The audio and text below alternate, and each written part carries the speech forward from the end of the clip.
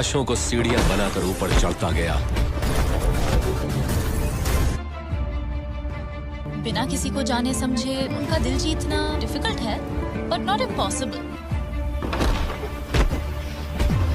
मैं कभी किसी से मिलने से पहले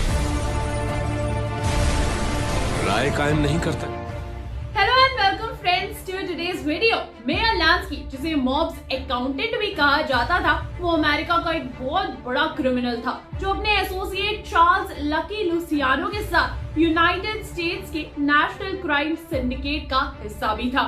मेयर लांस्की एक ज्यूइश मॉब था जिसने एक बहुत बड़ा गैम्बलिंग एम्पायर खड़ा किया था दोस्तों, जो दुनिया के लगभग सभी बड़े देशों में फैला हुआ था चारों तरफ। लास वेगास, क्यूबा, बाहामास और लंदन जैसी कंट्रीज के बड़े बड़े कैसीनोज में उसके परसेंटेजेस या पॉइंट्स होते थे।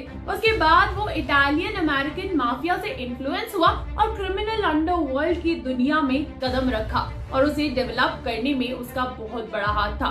ताजुब की बात तो ये थी कि 50 सालों से भी ज्यादा अंडरवर्ल्ड का हिस्सा बने रहने के बाद भी इस मॉब को कभी किसी भी सीरियस क्राइम के लिए गिल्टी नहीं पाया गया था, सिवाय कि इलीगल गैम्बलिंग के। साथ ही उसे अमेरिका की हिस्ट्री का एक फाइनेंशियल सक्सेसफुल गैंगस्टर भी माना जाता है और 80 के उस दशक के दौरान उसके पास करीबन $20 मिलियन थे, जिसकी आज के 2022 में कीमत लगभग $300 मिलियन की है।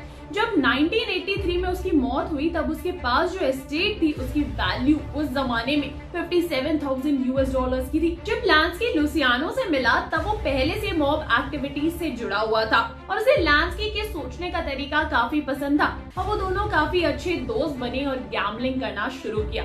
लुसियानो इटालियन, ज्यूइश और आयरिश गैंग्स के लिए एक सिंडिकेट बनाना चाहता था ताकि वो सब साथ में मिलकर अंडरवर्ल्ड का एक नाम बने और लांस्की को इस सिंडिकेट के फाइनेंस की जिम्मेदारी दी गई थी, क्योंकि वो गैम्बलिंग का उस्ताद था और उसके सिल्क और स्मूथ ट्रांजैक्शन की वजह से ही उसे मॉब्स अकाउंटेंट कहा जाने लगा, क्योंकि वो इतनी सफाई के साथ ब्लैक मनी को व्हाइट मनी बताता था कि किसी को भी उसके सिंडिकेट या उनके काम पर शक ना हो। अपनी गैम्बलिंग ऑपरेशंस को आसानी से चलाने के लिए उसने गवर्नमेंट के भी कई सारे दोस्त बनाए और साथ ही लॉ को कैसे मात दी जाए उसके लिए उसने खुद भी लॉ की पढ़ाई की ताकि वो कानून को अपने हिसाब से चला सके, और उसने ऐसा किया भी और अपने मास्टरमाइंड का इस्तेमाल करके सबसे इंटेलिजेंट मॉब बनाई।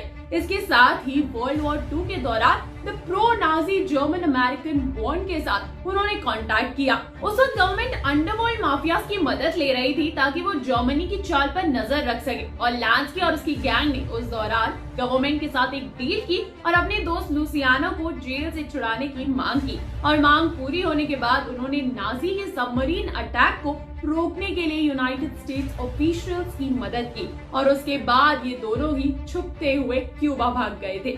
1959 में जब क्यूबन रेवोल्यूशन बाय फाइडल कैस्ट्रो का राइज हुआ तब उसने मॉब इन्वेस्टमेंट की बुनियाद ही हिला कर रख दी थी, और लांस्की ने जो अपना गैम्बलिंग एम्पायर बना था उस पर भी इस रेवोल्यूशन का काफी असर हुआ था और उसके कई सारे कैसीनोज में लूटिंग हुई थी। लेकिन उसके बाद वो अपने चालाक दिमाग की मदद से फिर से खड़ा हो गया।